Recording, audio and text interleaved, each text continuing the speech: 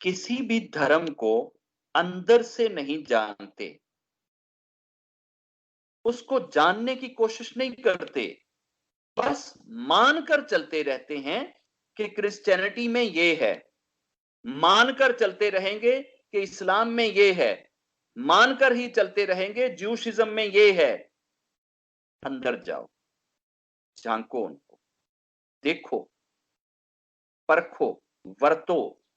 जब तक आप बीती नहीं ना होएगी, आपके ऊपर वो चीजें नहीं ना बीतेंगी, उस वक्त तक किसी भी चीज की समझ नहीं आएगी। समझ तब आती है जब आप खुदा को अपने अंदर बिठा लेते हैं। और खुदा आपके अंदर कब बैठेगा? जब आप ईगो को डाइवोर्स दे देते हैं। और हमारे यहाँ ईगो को ही पालने को इंसानियत कहा जाता है, ईगो पालने को ही धर्म कहा जाता है, ईगो पालने को ही स्पिरिचुअलिटी कहा जाता है, ईगो पालने को ही विश्वास कहा जाता है। ईगो के ही भगत बन जाने का नाम हम ये समझते हैं कि शायद हम गॉड कनेक्टेड हो गए। गॉड कनेक्टिविटी ईगो को किल करने का नाम है। गॉड कनेक्टिविटी ईगो पालने का नाम नहीं है। और ये ऐसी चीज है, ऐसी चीज है, मैंने आज तक अपनी जिंदगी में, अपने जीवन में ऐसा कोई गुरु नहीं देखा, ऐसा कोई महात्मा नहीं देखा कि जो अपनी ईगो से सबसे ज्यादा ना डरता हो। सबसे ज्यादा खौफ, सबसे ज्यादा खौफ जिस भी महात्मा को देखोगे उससे अपनी ईगो से आता है।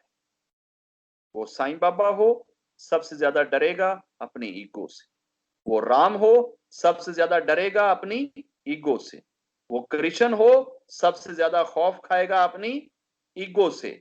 वो डेविड जी हो, सबसे ज्यादा खौफ खाएंगे अपनी ईगो से। वो जीसस क्राइस्ट हो, वो मोहम्मद साहब जी हो, वो बाबा गुरु नानक देव जी हो, वो गुरु निर्मल जी हो, सब के सब अगर डरते हैं तो अपनी ईगो से। इनमें से किसी एक को आज तक बाबा विनोद ने ये कहते हुए नहीं सुना कि बस हुण मैं ते गार्ड कनेक्टेड हाँ, इस वास्ते मैनू हुण ईगो तो डरन दी कोई लोड़। ये ये स्टेज किसी पे नहीं आती, किसी पे नहीं आती। जितने बड़े बड़े महापुरुष, जितने बड़े लेवल पे, चाहे कोई प्रॉफिट है, चाहे कोई मैसेंजर है, चाहे कोई रसूल है, चाहे कोई पीर है, चाहे कोई गुरु है, चाहे कोई साधु है, कोई ऋषि है, कोई संत है, कोई महात्मा है, कोई जो भी है, सबके सब लास्ट मोमेंट तक, आखिरी ब्रीथ तक, आखिरी सांस तक डरते हैं अपनी ईगो के ट्रैप से कि कहीं हमारी ईगो हमें ट्रैप ना कर जाए, कहीं हमारी ईगो हमें मिसचीफ ना कर जाए, कहीं हमारी ईगो हमें धोखा ना दे जाए, कहीं हमारी ईगो हमें लताड़ के ना चली जाए। कहीं ऐसा ना हो कि हम खुद को बहुत अच्छा कहते कहते, खुद को बहुत अच्छा समझते समझते हम उन लोगों की सफ में जाकर खड़े हो जाएं जिनसे बुरा ही कोई ना हो, और जिनको बुरे होने का सर्टिफिकेट देते हो शायद खुदा की नजर में उनसे अच्छा कोई ना हो। ये काम, नियतों के जानने का काम जिनके हाथ में है, जो लोगों के दिलों को जानते हैं, जो लोगों के माथों को पढ़ते हैं, जो लोगों की नेचर को जानते हैं, इसके बावजूद, लोगों की नेचर को जानने के बावजूद, उनके आखिरी लम्हे के ऊपर जान निकलते हुए जो फेथ की स्थिति बनती है, उसको पढ़ने के बावजूद हर वक्त वो रब से ये दुआ करते रहते हैं, रब्बा इन्हां सारियां नूं दिशा सही दिखा दे, इन्हां सारियां नूं इनलाइटन कर दे, इन्हां सारियां नूं माफ कर दे, इन्हां सारियां नूं क्षमा दे दे, इन्हां सारियां नूं बख्श दे, इन्हां सारियां नूं सही रस्ता दिखा दे। ਉਹਨਾਂ ਵਿੱਚੋਂ ਕਦੀ ਕਿਸੇ ਦੇ ਵਿੱਚ ਇਹ ਨਹੀਂ ਆਈ ਕਿ ਉਹਨਾਂ ਦੇ ਆਪਣੇ ਅੰਦਰ ਇਤਨੀ ਬੋਹ ਪੈਦਾ ਹੋ ਗਈ ਹੋਵੇ ਕਿ ਇਹ ਤੇ ਸਾਰੇ ਨਾਸ਼ ਹੋਣੇ ਨੇ, ਇਹ ਤੇ ਸਾਰੇ ਫਨਾਹ ਹੋਣੇ ਨੇ, ਇਹ ਤੇ ਸਾਰੇ ਨਰਖੀ ਨੇ, ਇਹਨਾਂ ਦੇ ਤੇ ਮੱਥਿਆਂ ਤੇ ਇਹ ਲਿਖਿਆ ਤੇ ਲਿਹਾਜ਼ਾ ਮੈਂ ਤੇ ਬੜਾ ਕੋਈ ਬਹੁਤ ਵੱਡਾ ਉੱਚਾ ਤੇ ਕੋਈ महात्मा ਤੇ ਕੋਈ महान ਤੇ ਕੋਈ गुरु बन गया। ये चीज उनके यहाँ नहीं है, कभी नहीं है। हमेशा अपने लिए वो ग्रेड, वो दर्जा, वो लेवल, वो जगह चूज करेंगे कि जहां जमीन के ऊपर बैठने वाली जगह बचती हो, इससे नीचे कोई और कोई कहीं जगह ना बचती हो कि जहां वो अपने आप को बिठाते, जहां वो खुद को शुमार करते। मेरे चांद, हमें भी अनलकीली, बड़ी हमारी बदकिस्मती है कि हमारी ईगो और हमारा ये बाहरी ज्ञान, जो कुछ हमें दाएं बाएं से मिलता है, ये हमारे सामने ऐसे ऐसे पर्दे हमारी आंखों के ऊपर खड़े कर देता है कि उसके पीछे जो हम एक अपनी अनाई तसव्वुराती मंजिल बना लेते हैं, उस अनाई तसव्वुराती रूप के अंदर रहते हुए खुद अना के अंदर जकड़ जाते हैं। लेकिन जकड़े होने के बावजूद हम ये समझते हैं कि हम तो बड़े जस्टिफाइंग हैं, हम तो बड़े स्पिरिचुअल हैं, हम तो बड़े गॉड कनेक्टेड हैं, हमारा तो एक एक कर्म, एक एक एक्शन, एक एक बात, एक एक सोच वो सिर्फ और सिर्फ खुदा के लिए है, और हमसे ज्यादा कोई सही सोच ही नहीं सकता। हम जो कुछ सोच रहे हैं दैट इज राइट, और other than me everything is wrong. हमने ये समझ लिया है कि शायद बाजार के अंदर जब हम किसी के साथ झगड़ते हैं और किसी को हम जब थप्पड़ मार देते हैं कि अगला बंदा गरीब है और मैं गाड़ी से उतर रहा हूं, ये रेडी वाला है तो लिहाजा इसकी पिटाई कर दो, तो जो पिटाई करने वाला है शायद वो ईगो है। ईगो सिर्फ इस चीज का नाम नहीं। जो आप अपने बारे में सोचते हैं ये सारे का सारा ईगो है। आप खुद को जो कुछ समझते हैं ये सब कुछ ईगो है। अपने आप को जो जस्टिफाइंग सर्टिफिकेट पकड़ाते हैं ये भी आपकी ईगो है। आप खुद को जितना महान समझते हैं ये भी आपकी ईगो है। खुद को जो आप हर वक्त फॉल्टलेस और हर फॉल्ट दूसरे के घर में ढूंढते हैं ये भी आपसे आपकी ईगो कराती है, और आपको आपकी मंजिल से दूर भी आपकी ईगो रखे हुए। इस ईगो को इतना डिटेल से, इतना बारीकी से जानने और टैकल करने की जरूरत है कि इससे ज्यादा खतरनाक चीज दुनिया में इंसान की जिंदगी में नहीं है जितनी इंसान की ईगो है।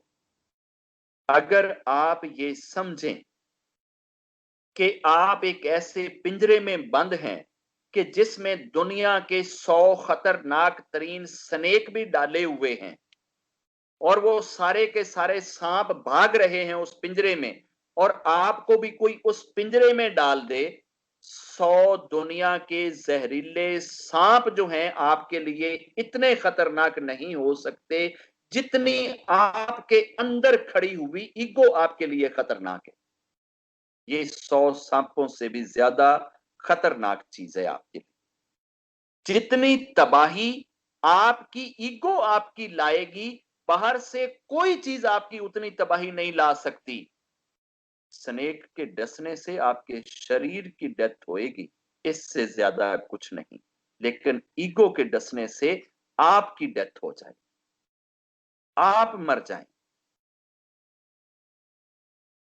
एक चीज शरीर को खत्म कर सकती है, आपको नहीं, और ये वो चीज है जो शरीर को भी खत्म करेगी, आपको भी खत्म कर देगी। किसी गुरु के पास लोग इसी तरीके से जाते हैं, मगर उनको सिर्फ मानते हैं, जानते नहीं है।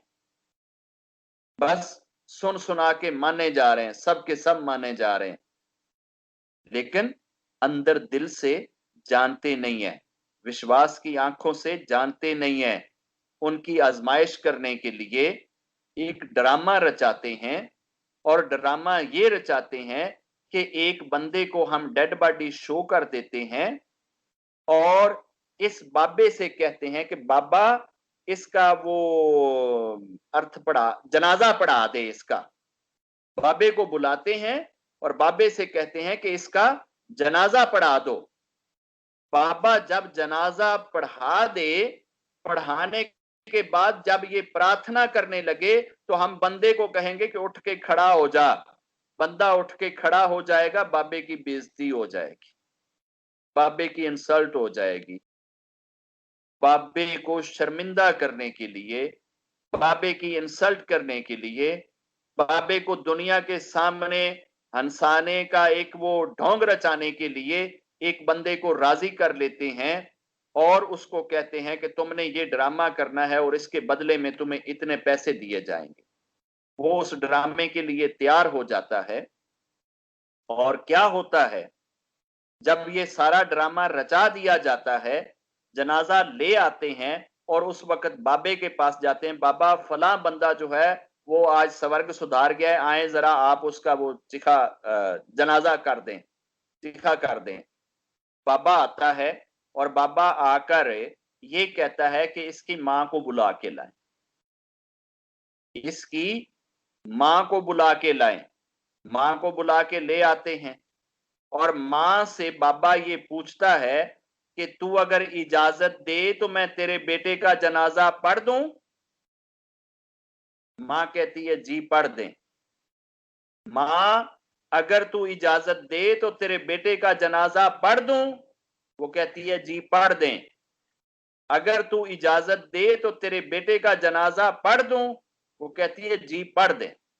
उसके बाद बाबे ने जनाजा पढ़ दिया। 5 मिनट, 10 मिनट, 20 मिनट, जितनी उनके वो जनाजा पढ़ने में देर लगती है वो लगी।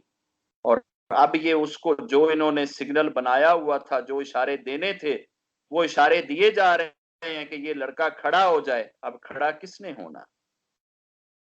वो लड़का खड़ा नहीं हो रहा। और जब उसके मुंह से जाकर पल्ला उतारते हैं तो वो स्वर्ग सुधार चुका है। और उस वक्त वो सब रोने लग जाते हैं, जितने उसके परिवार के लोग खड़े थे, कि हमारा बंदा तो वाकई चला गया है। हमने तो ये ढोंग रचाया था, हमने तो बाबे की इंसल्ट करनी थी, इसकी बेइज्जती करनी थी कि इसको इस चीज का पता नहीं है और ये इतने बुलंदो बांग दावे करता है। और अब ये देखो कि इसके जनाजा पढ़ते हैं हमारा बंदा चला गया है। बाबे से नाराज होकर पूछते हैं कि बाबा तूने हमारा बंदा मार दिया है। उसने कहा नहीं, मैंने नहीं मारा, मैंने इसकी मां से 3 बार इजाजत ली।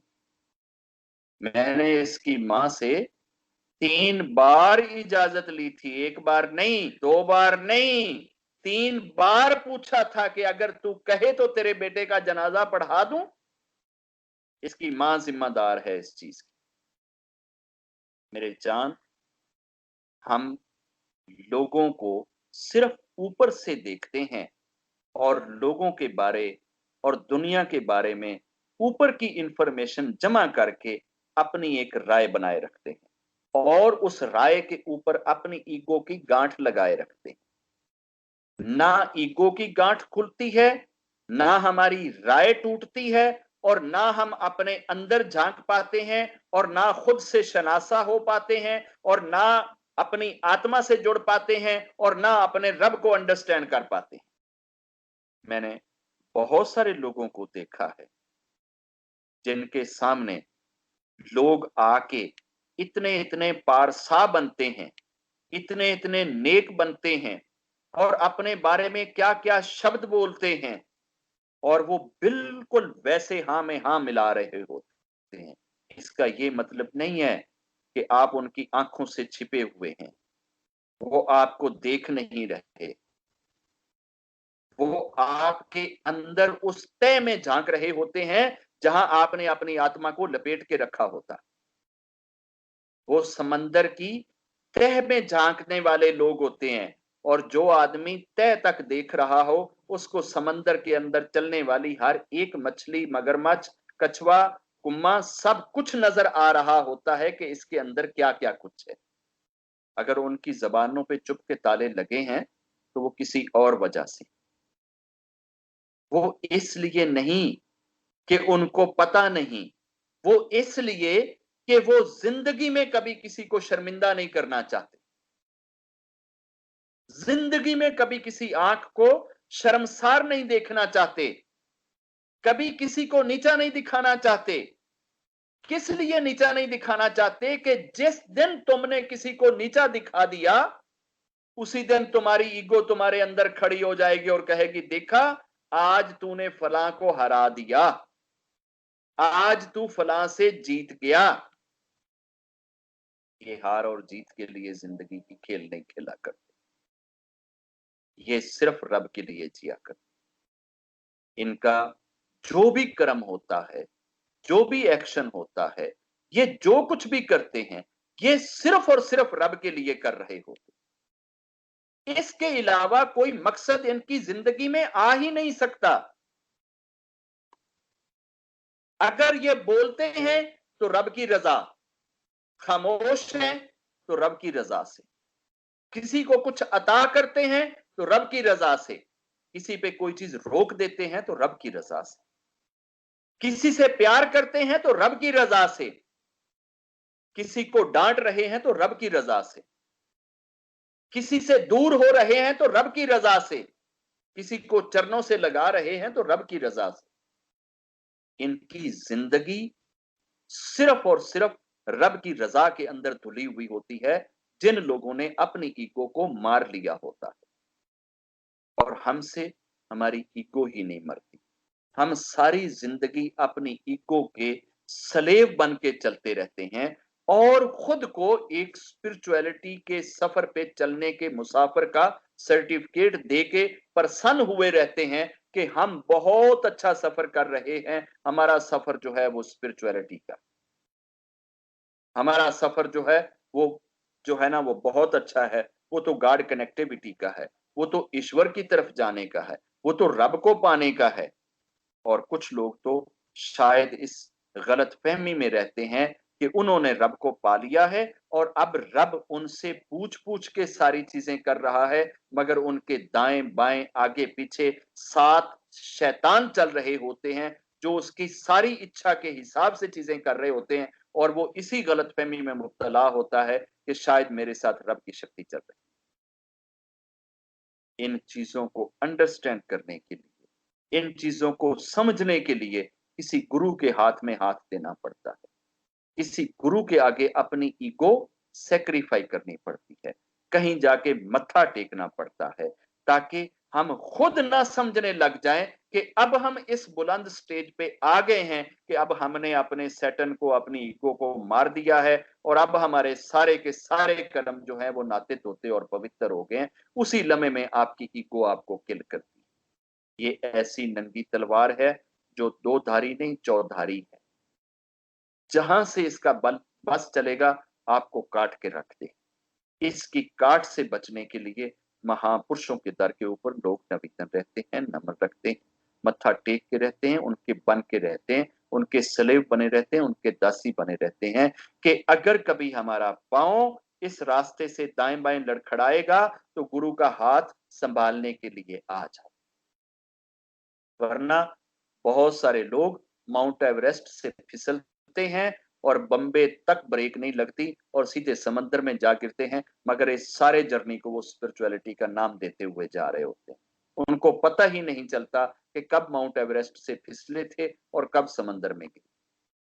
मेरी दुआ है कि रब हमें हमारे अंदर के जो हमारा सेल्फ है, जो हमारी ओरिजिनलिटी है, जो हमारी आत्मा है, उसको अच्छे से, प्योरिटी से, सदाकत से, सच्चाई से ढूंढने वाला बनाए और उस तक हमारा ये सफर आसान कर दिया जाए और हमारे रास्ते के अंदर आने वाली हर हर्डल को हमारा रब हमारे गुरुओं के सदके से दूर कर दे और हमें वो आंखें, वो दिल, वो बसीरत, वो सोच नसीब कर दे जो रब अपने प्यारे प्यारे बंदों को नसीब करता है।